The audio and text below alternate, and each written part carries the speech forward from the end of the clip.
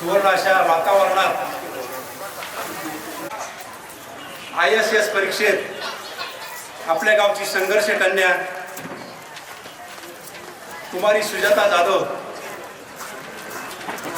अत्यंत प्रतिकूल परिस्थितीवर मात करत विद्यालय सोनांबे आणि विद्यालय आमचे आदरणीय स्थान मराठा विद्याप्रसारक समाज संस्थेचे विश्वस्त माननीय हरिभक्तपरायण निलेशजी गाडवे साहेब,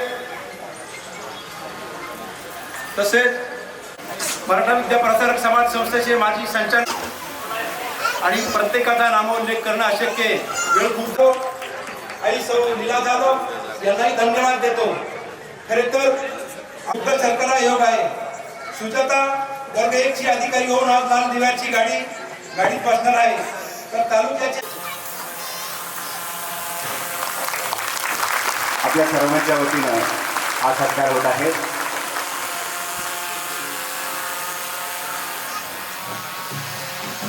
करावं, कारण आता विद्यार्थ्यांना जायला वेळ झालेला आहे आणि विद्यार्थी तुम्हाला ऐकायला खूप इच्छुक आहेत.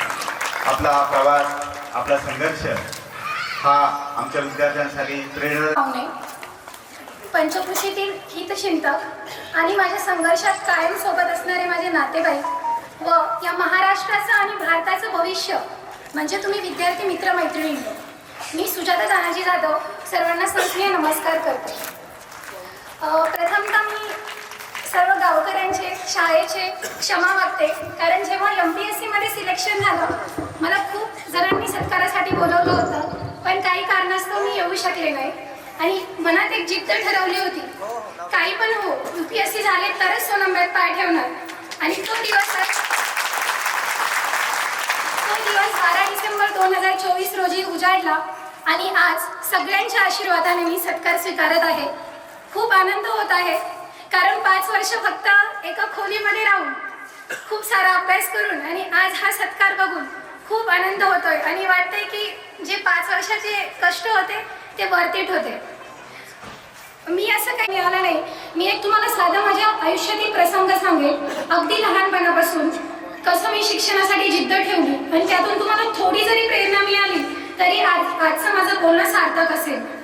दुसरी मुलगी नकोय म्हणून, म्हणजे मम्मीकडच्या असतील किंवा पप्पांकडची, माझ्यामध्ये फरक केला नाही आणि कायम मम्मीचं असं होतं की मी शिकवेल तर माझ्या तिन्ही मुलींना सारखंच शिकवेल. आणि जेव्हा मी 3 वर्षाची होते तेव्हाच मम्मीने मला बालवाडीत टाकलं होतं, कारण मम्मी ही विडी कामगार होती आणि पप्पा हे माथाडी कामगार होते. आणि मम्मीचं असं होतंच पहिल्यापासून की सगळ्या म्हणजे कायम इंदिरा गांधी या एक पंतप्रधान आहे आणि किरण बेदी ह्या IPS ऑफिसर होत्या आणि किरण बेदी यांनी पंतप्रधानांची गाडी अडवली होती. तर तिला म्हटलं काय असतं नेमकं हे इतकं कसं अधिकार की पंतप्रधानांची गाडी पण कोणी अडवू शकतं. तेव्हा ती मला बोललेली की जर अधिकारी होणार असेल 3री पर्यंत मला कोणी असं परमनंट टीचर नव्हते, कारण टीचरांची खूप ट्रान्सफर व्हायची म्हणून शिक्षणामध्ये कधी कन्सिस्टन्सी नव्हती. पण जेव्हा मी 3.5 म्हणजे 3.5 तेव्हा 3रीला गेले तेव्हा कापडनीस सर म्हणून नितीन कापडनीस सर सध्या ते मुंबईचे आयुक्त आहे. आज ते येणार होते पण काही कारणास्तव येऊ शकले नाही. त्यांचे मी विद्यार्थिनी म्हणजे सरांचा माझ्या आयुष्यातील प्रवेश एक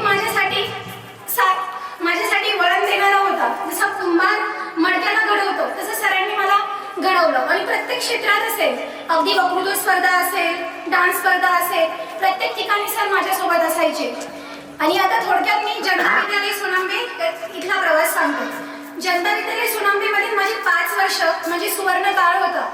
ह्या शाळेचा मंच हा रोजच माझा होता, कारण मी संविधान बोलायची आणि माझ्या मागे सगळे संविधान म्हणायचे. आणि आज इतक्या वर्षानंतर मी या स्टेजवर येते तर मला खूप आनंद होतोय. आणि मला एक प्रसंग सांगावा वाटतो किसन डगे सरांचा. सरांनी एक पुस्तक लिहिलं होतं ठिगळ म्हणून, आणि सरांनी शाळेत विचारलं की अशी कोणती मुलगी किंवा मुलगा आहे, कारण सर विक्रीकर आयुक्त होते तेव्हा आणि सरांचं पुस्तक पब्लिश करायचं होतं. सर बोलले की मला हे पुस्तक अशा मुलीच्या किंवा मुलाच्या हातून पब्लिश करायचं आहे जी फ्युचरमध्ये काहीतरी अधिकारी बनेल. तर मला आठवतंय ढोली सरांनी माझं नाव दिलेलं आणि त्या पुस्तकाचं प्रकाशन माझ्या हातून झालेलं. आणि किसन डबे सरांनी माझं नातं तिथंच थांबलं नाही, सरांनी मला मानसकन्या म्हणून मानलं. आणि तेव्हापासूनच म्हणजे जे काही म्हणजे माझे पप्पा आहे ना खूप शांत आहे, सगळ्या गावकऱ्यांना माहीतच आहे. तानाजी जाधव म्हणजे खूप साधा माणूस आहे आणि ना त्यांना कधी डॉक्युमेंटचं काही माहीत आहे ना कधी मुलींनी कसं शिक्षण घेतलं. फक्त एकच होतं माझ्या पप्पांचं की तुम्ही शिका, म्हणजे जे फ्रीडम आहे ना ते खूप दिलंय. पण जो एक आधारस्तंभ आहे बाबा शिक्षणाचा अवेअरनेस, तर डोबळे सरांचा मला खूप आधार होता. कुठे म्हणजे अगदी कोणती एक्झाम असो, मग कधी फेल्युअर आला तरी सरांनी कायमच म्हणजे असं 1-2 तास फोन करून सांगणार की सुजाता आपल्याला थांबायचं नाही, आपल्याला खूप सारं करायचंय आणि जर इतकं मोठं यश संपादन करायचं असेल तर तुला या संघर्षाला सामोरं जावंच लागणार आहे. म्हणजे सर माझी कायमच प्रेरणास्रोत होते. आता 10वी नंतरचं सांगते. 10वीला मी दुबेर बोर्डामध्ये प्रथम आलेली आणि 11वी 12वी माझं शिक्षण GMD कॉलेज इथे झालं. GMD कॉलेज इथे गेल्यावर आपल्याला सगळ्यांना माहितीच आहे की बसमध्ये जाणं येणं किती मुश्किल होऊन जातं आणि मी सायन्स बॅकग्राऊंडची मुलगी. तर 11वीला मला खूप येण्या जाण्यामध्ये वेळ जायचा. मी सकाळी 6ला घरातून निघायची आणि 8-9 वाजायचे घरी यायला आणि अभ्यासाला वेळच यायचा नाही. आणि त्याच काळामध्ये अगदी दुःखद घटना घडली. माझा आत्ते भाऊ सतीश वाजे तो आमच्यामध्ये राहिला नाही आणि तो दिवस आमच्या सर्वच नातेवाईकांसाठी, माझी आत्या असेल, माझी मावशी असेल, माझे भाऊ, सगळ्यांसाठी खूप वाईट दिवस होता. आणि मम्मी पण त्यानंतर खूप आजारी पडली. म्हणजे तो आमच्याकडे राहत होता, म्हणजे 5 दिवसच फक्त डुबेरला गेला होता आणि त्याचं असं झालं. तर आमचं पूर्ण परिवार खूप कोसळून गेलं होतं. माझ्या मम्मीकडचे पप्पांकडचे सगळेच कोसळून गेले होते आणि कुठेतरी एक शिक पाहिजे 12वीमध्ये. तर त्यांनी ठरवलं की आपण हिला 12वीला हॉस्टेलला टाकूया. तर मला सिन्नर कॉलेजच्या हॉस्टेलला टाकलं का मग माझा अपडाऊनचा वेळ पण वाचला आणि मला जेवढं जमेल तेवढं जिद्द चिकाटीने मी अभ्यास सुरू केला. कारण मला एक कळलेलं क्षत्रिय सरांकडनं, जर तुम्ही 12वीला 85% पुढे जर मार्क्स पाडले आणि जर तुम्ही टॉप 1% महाराष्ट्र 12वीच्या बोर्डमध्ये आले तर तुम्हाला इन्स्पायर नावाची स्कॉलरशिप भेटते आणि तुमचं शिक्षण सगळं फुकट होऊ शकतं. तर तेव्हाच मी ठरवलेलं काही झालं तरी मला इन्स्पायर स्कॉलरशिप मिळवायची, कारण माझी परिस्थिती खूप पेटाची होती आणि पुण्यासारख्या ठिकाणी शिक्षणाला जाणं आम्हाला तरी अफोर्ड करणं शक्य नव्हतं. तर 12वीला मी 87% मिळवून आपल्या तालुक्यातील मुलींमध्ये प्रथम आले आणि मला इन्स्पायर स्कॉलरशिप पण मिळाली. आणि जेव्हा इतके पर्सेंट असतात तेव्हा एक ट्रेंडच होता की काही झालं तरी मुलगी इंजिनिअरिंग किंवा मेडिकलला जाणार. तर मी ते चूज न करता मी फर्ग्युसन कॉलेज चूज केलं. म्हणजे अगदी मला आठवते सुडके सर, ढोली सर, आता सगळे सर इथे नसेल, Daiphale sir, जुन्नरे sir, Khairnar sir, सगळ्यांचाच मला खूप आधार होता. आणि मी 8वीपासूनच ठरवलेलं काही झालं तरी फर्ग्युसन कॉलेजमध्ये शिकायचं, कारण ते वाचलेलं असतं ना, टिळक असेल, आगरकर असेल, हे सगळे थोर पुरुष त्या कॉलेजमध्ये शिकले. तर मला कायमच क्युरिओसिटी होती, काही झालं तरी मला एवढं म्हणजे सगळं सोपं होतं असं नाही. कारण कॉलेज सुरू होऊन 8-9 दिवस झाले पण माझी राहण्याची सोयच नव्हती. सगळ्यांनी खूप विचारपूस केली तर तेव्हा कळलं की हॉस्टेलचे 1 लाख रुपये वगैरे असं आहे आणि ते आम्ही अफोर्डच करू शकत नव्हतो. आणि काही लोकांनी पप्पांना असं बोलले पण की अरे तानाजी, तुझी एवढी परिस्थिती पण नाहीये तर तू काय इतकी मोठी स्टेप घेतो, का मग मुलीला पुण्याला पाठवतो, आपण नाशिकला पण तिचं BSc करू शकतो. पण मला माहित होतं की काही झालं तरी मी फक्त मम्मी पप्पांना म्हटले होते, फक्त मला चान्स द्या पुण्याला पाठवण्याचा, मी सगळा माझा खर्च काही हो तरी पूर्ण करेल आणि कशाही प्रकारे करेल. आणि मला माहित होतं की जर जिद्द असेल तर देव बरोबर तुम्हाला मार्ग दाखवत जातो. तर मी फर्ग्युसन असेच एक माझा मित्र भेटला आणि त्यांनी सांगितलं की विद्यार्थी सहाय्यक समिती म्हणून असा एक प्लॅटफॉर्म आहे, कारण तुम्ही जिद्द ठेवतात ना तर देव कोणीतरी पाठवतच असतो तुम्हाला आधार म्हणून. तर विद्यार्थी सहाय्यक समिती म्हणजे मला अगदी अल्प दरामध्ये जे 1-1 लाख रुपये सांगत होते तर 8,500मध्ये माझं 6 महिन्याचं राहणं आणि खाणं सगळं तिथे माझं मॅनेज झालं. आणि विद्यार्थी सहाय्यक समितीमध्ये गेल्यानंतर जेव्हा मी फर्ग्युसन कॉलेजला गेले तेव्हा मला कळलं, कारण जी इन्स्पायर स्कॉलरशिप मी तुम्हाला मगाशी सांगितली ती 1 वर्षाने येणार होती, तर एवढ्या वर्षाचा मी खर्च कसा करणार. तर फर्ग्युसन कॉलेजमध्ये गेल्या नोटीस बोर्डला मी एक सूचना वाचली होती, लीला पुनावाला स्कॉलरशिप म्हणून. तर त्या स्कॉलरशिपमध्ये पण मी अप्लाय केलं आणि 1 महिन्यामध्ये माझं त्या स्कॉलरशिपमध्ये सिलेक्शन झालं. आणि त्या स्कॉलरशिपमध्ये सिलेक्शन झाल्यानंतर त्या रिया पुनावाला फाउंडेशननी माझं 5 वर्ष म्हणजे माझं ग्रॅज्युएशन आणि पोस्ट ग्रॅज्युएशन याची सगळी राहण्याची जो खर्च होईल तो लीला पुनावाला फाउंडेशनने केलं. आणि प्लस माझी इन्स्पायर स्कॉलरशिप होतीच. त्या स्कॉलरशिपमध्ये मी मग माझं शैक्षणिक काही साहित्य असेल, कारण सगळ्यांनाच माहिती आहे शिक्षणाचा किती खर्च असतो आणि बाहेर राहणं म्हणजे खूप अवघड आहे. तर सगळं 5 वर्ष जे आहे ते माझे स्कॉलरशिपच झाले. एवढं सगळं स्कॉलरशिपचं सांगायचं उद्देश एकच आहे की तुम्हाला तुमची आर्थिक परिस्थिती कधी अडचण येत नाही जर तुम्ही मनात जिद्द ठेवली तर. असं म्हणतात ना की कोई चीज को आप दिल से चाहो तो सारी कायनात उसके कोशिश में लग जाती है. त्याच्यामुळे काय मनात सगळ्यांनाच माहिती MPSC UPSC सारखा प्लॅटफॉर्म म्हणजे सध्या एक चक्रव्यूह आहे. कारण 13 लाख 14 लाख मुलं फॉर्म भरतात आणि शेवटी फक्त 800-700 जण सिलेक्शन असतात. तर मग बाकीच्या ग्रॅज्युएशन पोस्ट ग्रॅज्युएशन याच्यामध्ये पण खूप चांगलं कामगिरी केली होती. आणि त्यानंतर मग मी 3 वर्ष चेक इंडिया म्हणून एक प्लॅटफॉर्म जॉईन केला. त्या चेक इंडियामध्ये 3 वर्ष मी ऑनलाईन टीचिंग केली. सायमल्टेनियसली मी अभ्यास पण करत होते. आणि अभ्यास करत असताना फर्स्ट अटेम्प्टमध्ये मला काहीतरी थोड्या मार्कावरून माझं राहिलं होतं. सेकंड अटेम्प्टमध्ये फक्त ऑल इंडियन स्टॅटिस्टिकल सर्व्हिसच्या फक्त 10 जागा होत्या. मेरिट होते 455 आणि मला होतं 454. म्हणजे असं असतं ना काही मग असे आजूबाजूचे सगळे बोलायला लागले आपलं नशीबच वाईट तर काय करणार, कारण 1 मार्कावरून त्यावेळेस 10 जागांमध्ये मी आली नाही.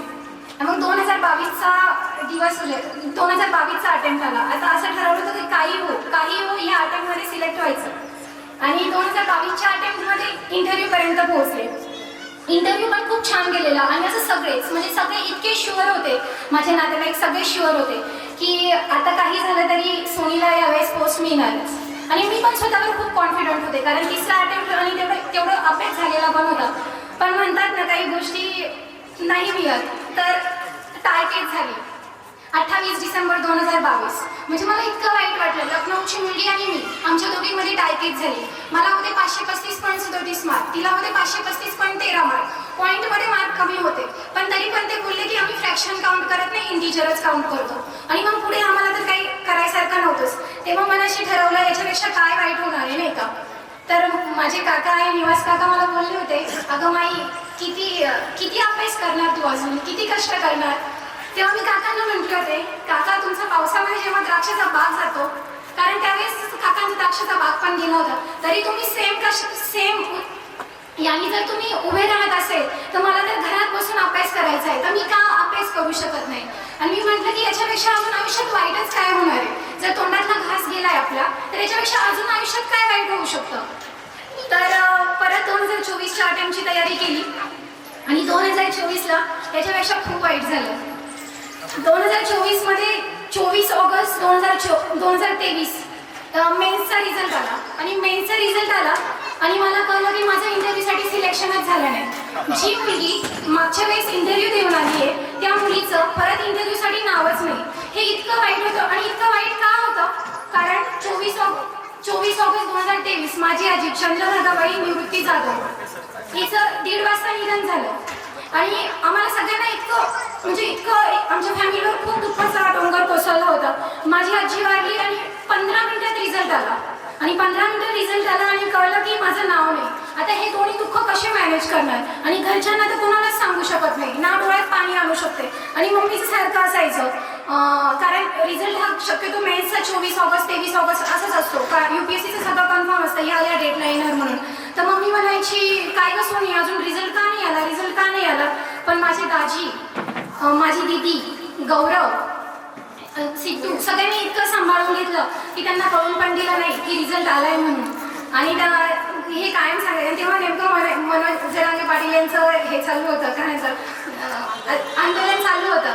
तर तेव्हा मग सगळे म्हणायचे की हे सगळं झालंय ना, म्हणजे घरचे गौरव ते सांगायचे की आंदोलन चालू आहे ना म्हणून रिझल्ट येत नाही. कारण आता घरच्यांना कुठे एवढं कळतं ना की रिझल्ट कधी आला आहे किंवा ते थोडी PDF जाऊन चेक करणार आहे.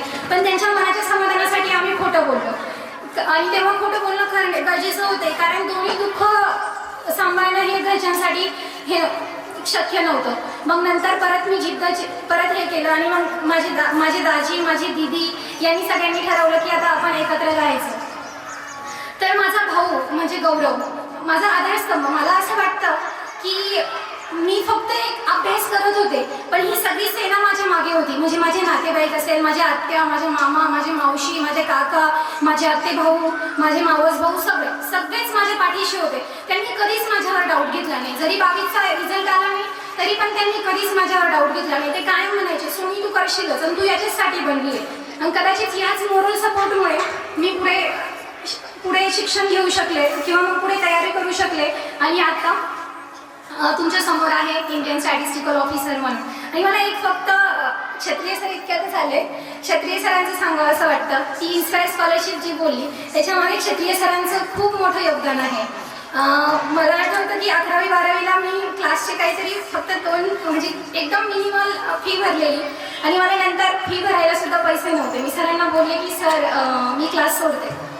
तर सर एकदमच शॉक झाले, का क्लास सोडते, आणि मला मार्क्स खूप चांगले पडायचे. सर एकदम शॉक झाले की आता ही आपली विद्यार्थिनी हे करणार. तर दुसऱ्या दिवशी तिघांनी पण, मोठे सर छोटे सर, आम्ही मोठे सर छोटे सर म्हणायचो, आणि मॅडम तिघांनी पण मला बसवलं आणि मला सांगितलं की तू फक्त मार्क पाडायचे, तू बाकीचा काहीच विचार करायचा नाही. आणि मला असं वाटतं की ते पुढचे 5 वर्ष जे माझे शिक्षण मी घेऊ शकले इन्स्पायर स्कॉलरशिपचं, त्याचं सगळं क्रेडिट दोन्ही सर आणि मॅडमांना जातं.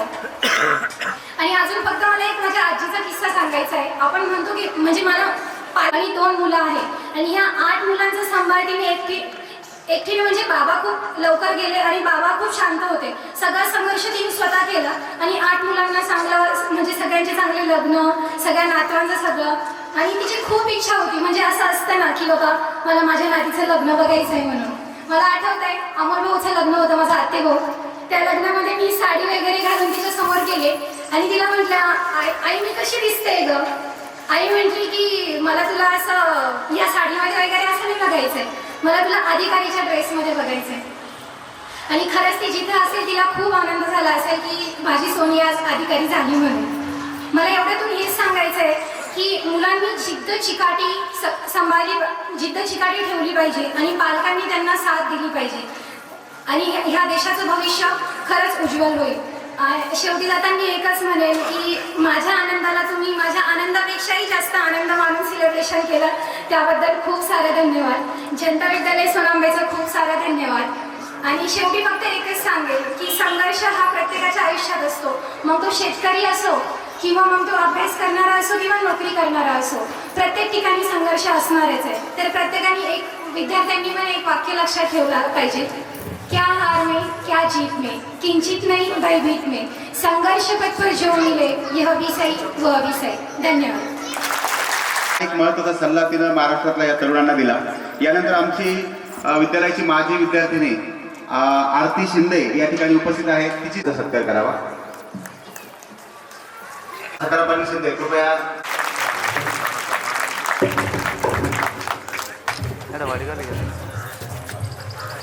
साहेब यांचा सत्कार आजच्या कार्यक्रमाचे अध्यक्ष आणि आपल्या सर्वांचे मार्गदर्शक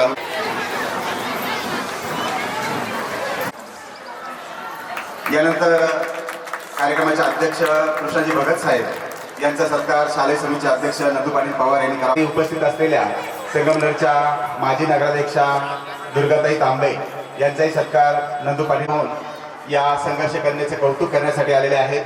मी शालेय समितीचे सदस्य तथा माजी मुख्याध्यापक श्री किसनराव ढगळे यांनी सुजाताला अनमोल असं मार्गदर्शन केलं, त्या आदरणीय किसनराव ढगळे एकेकाळी जिल्ह्याचं नेतृत्व केलेले आदरणीय निवृत्ती मामा डावरे हे या ठिकाणी उपस्थित आहेत.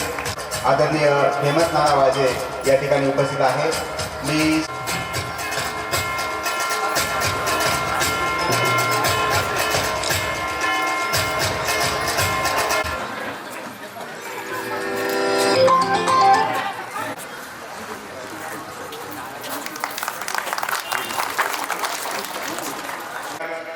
सुजाताचे वडील तानाजी जाधव यांनी करावा अशी त्यांना विनंती करतो. जाधव यांना विनंती करतो की उर्वरित सर्व प्रमुख अतिथींचा आपण उचित असा सत्कार करावा. शिक्षक पांडुरंग पवार साहेब या ठिकाणी उपस्थित आहेत. जाधव कुटुंबीय आणि पांगरकर यांना विनंती करतो की सर्व मान्यवरांचा सत्कार आपण करावा. वेळ झालेली आहे.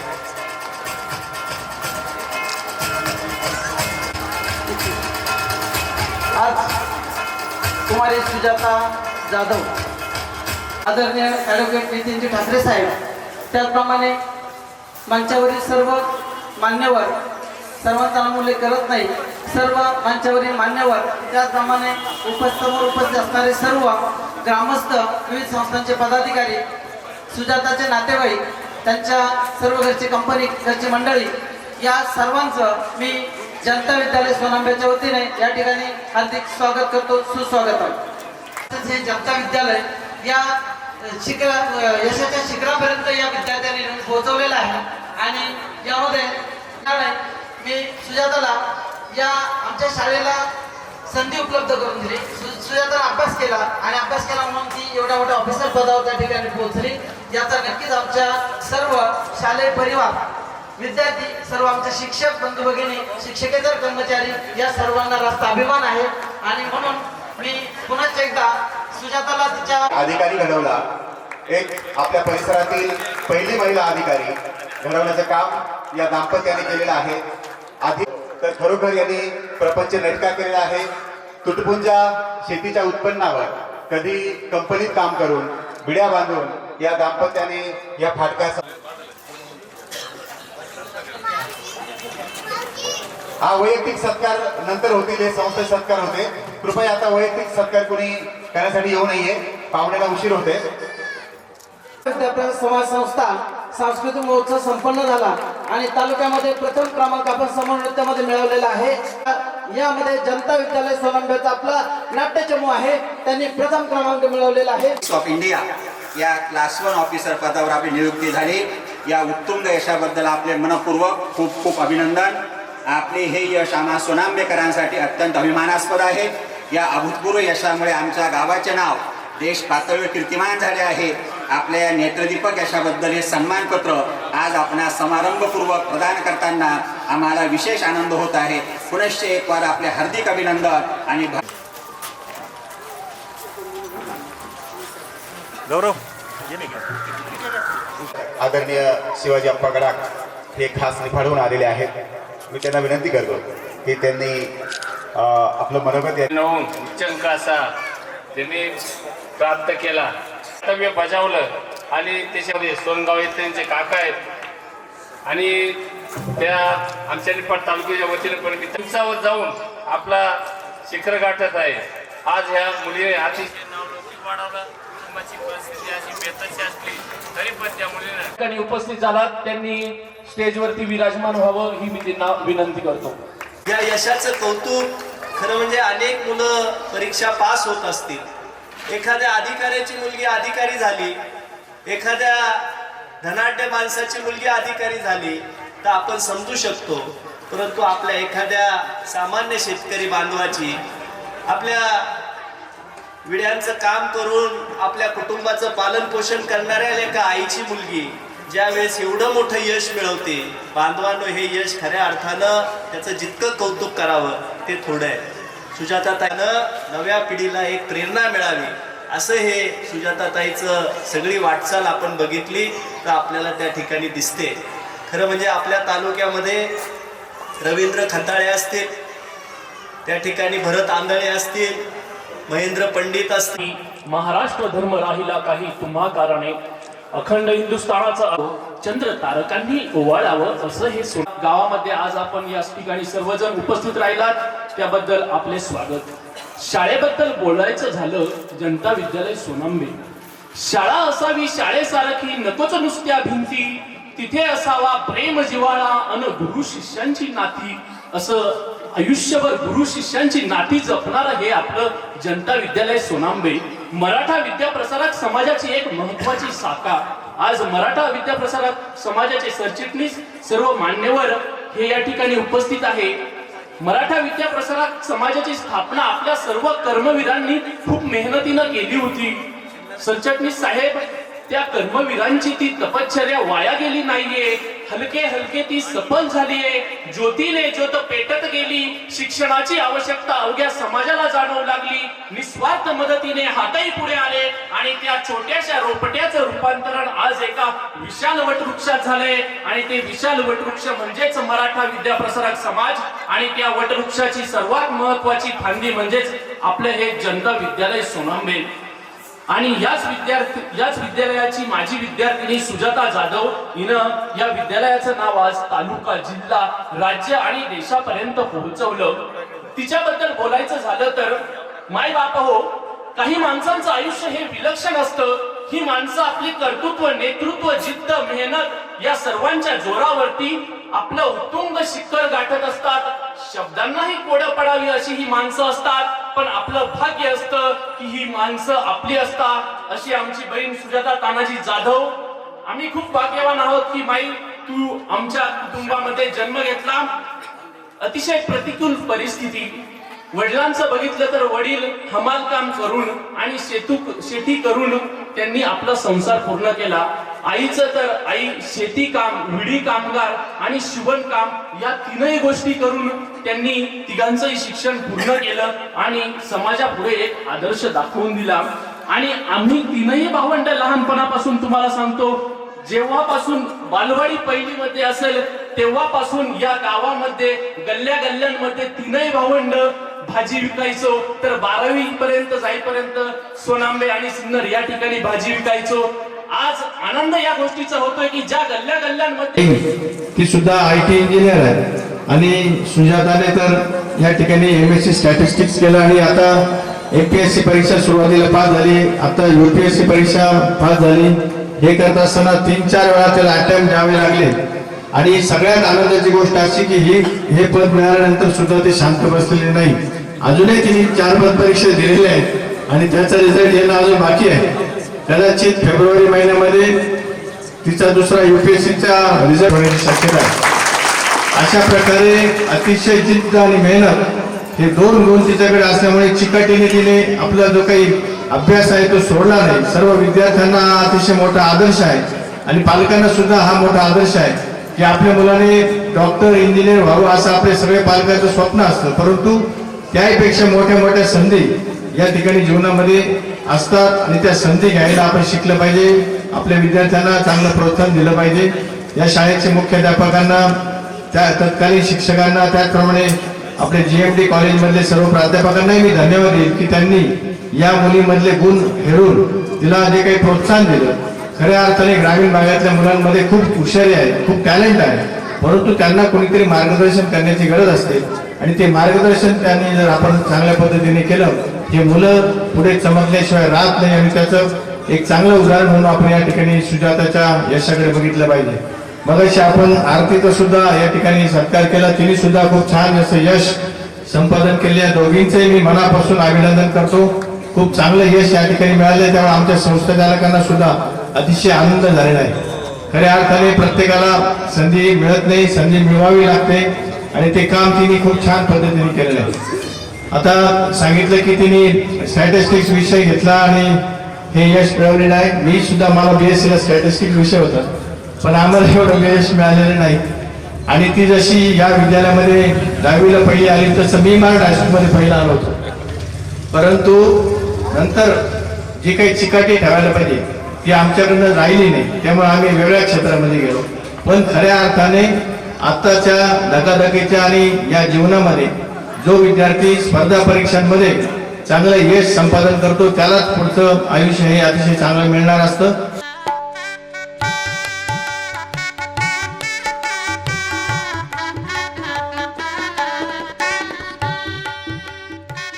सर्वप्रथम अभिनंदन करतो. त्यांचं भाषण ऐकलं आणि या भाषणातून मला 2-3 गोष्टी आपल्या सर्वांना घ्यावाशा वाटतं की ते अत्यंत प्रेरणादायी आहे. मग त्या पालकांसाठी पण आहे आणि विद्यार्थ्यांसाठी सुद्धा आहे. आपली कितीही प्रतिकूल परिस्थिती असली, आपण आज जर बघितलं, अनेक विद्यार्थी असे आहे की ज्यांच्यामध्ये क्षमता आहे, परंतु पालक त्यांच्या प्रतिकूल परिस्थितीमुळे खचून जातात आणि मी एवढं करू शकत नाही बाबा, तू 2 भाकरी सुखाची कुठं करेल. मी त्या पैशाने आणि आर्थिक परिस्थिती जरी गरीब असल्या परंतु आहे त्या परिस्थिती ऑफिसर आहे, तो सुद्धा MPSCच्या माध्यमातून महाराष्ट्रातून दुसरा आला होता आमच्या.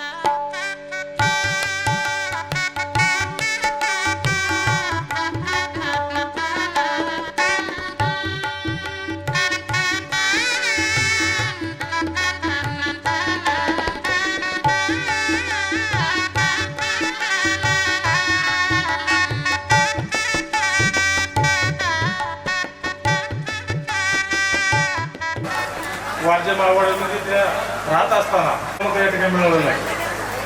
तुमच्या गावचं खऱ्या अर्थाने सौभाग्य आहे की पुण्यात राहून ते शिक्षण घेत असताना मी नेहमी आमच्या ऑफिसच्या बाजूला ते राहायला असायचे. मी त्यांच्याकडे पाहून नेहमी एकच गोष्ट मला दिसायची, जसं ज्ञानोबारायांनी आणि मुक्ताबाई आणि स्वप्न महाराजांनी यांनी ते जीवन त्या ठिकाणी काढलं, अतिशय परिश्रम घेतले, त्यातनं हे तेव्हा त्यांना मोठं यश मिळालं. आणि फार कौतुकाची गोष्ट आहे की आपल्या गावामध्ये कष्ट करत असतात त्यांचे आईवडील, त्यांच्याकडे पाहून मला एकच गोष्ट वाटली, शुद्ध बीजापोटी फळं रसाळ गोमटी, अशा पद्धतीने त्यांनी त्यांच्या गावाचं, त्यांच्या आईवडिलांचं खऱ्या अर्थानं नाव या ठिकाणी उंचावण्याचं काम केले.